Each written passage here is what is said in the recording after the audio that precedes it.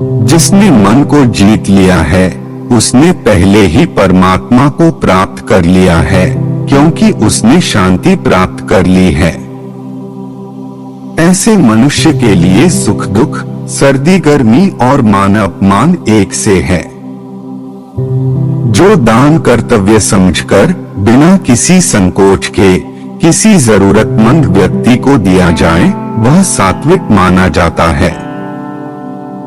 ईश्वर, ब्राह्मणों, गुरु, माता पिता जैसे गुरुजनों की पूजा करना तथा पवित्रता, सरलता, ब्रह्मचर्य और अहिंसा ही शारीरिक तपस्या है। जो मुझे सब जगह देखता है और सब कुछ मुझ में देखता है, उसके लिए न तो मैं कभी अदृश्य होता हूँ और न वह मेरे लिए अदृश्य होता है।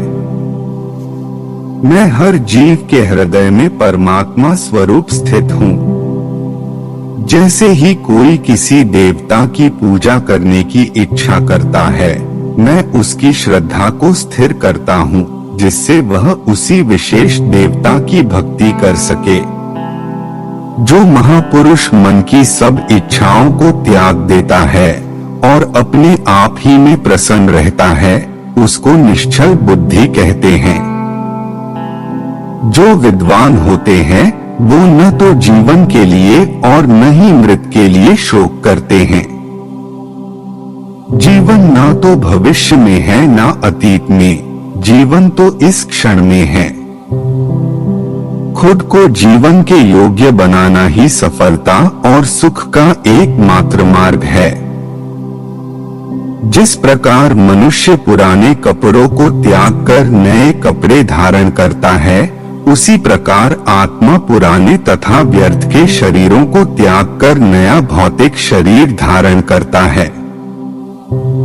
जो कर्म को फल के लिए करता है, वास्तव में ना उसे फल मिलता है, ना ही वो कर्म है। फल की लालसा छोड़कर कर्म करने वाला पुरुष ही अपने जीवन को सफल बनाता है। जो मनुष्य कर्म में अकर्म और अकर्म में कर्म देखता है, वह सभी मनुष्यों में बुद्धिमान है और सब प्रकार के कर्मों में प्रवृत्त रहकर भी दिव्य स्थिति में रहता है। गुरु दीक्षा बिना प्राणी के सब कर्म निष्फल होते हैं। अपने अपने कर्म के गुणों का पालन करते हुए प्रत्येक व्यक्ति सिद्ध हो सकता है। यज्ञ, दान और तपस्या के कर्मों को कभी त्यागना नहीं चाहिए, उन्हें हमेशा संपत्र करना चाहिए।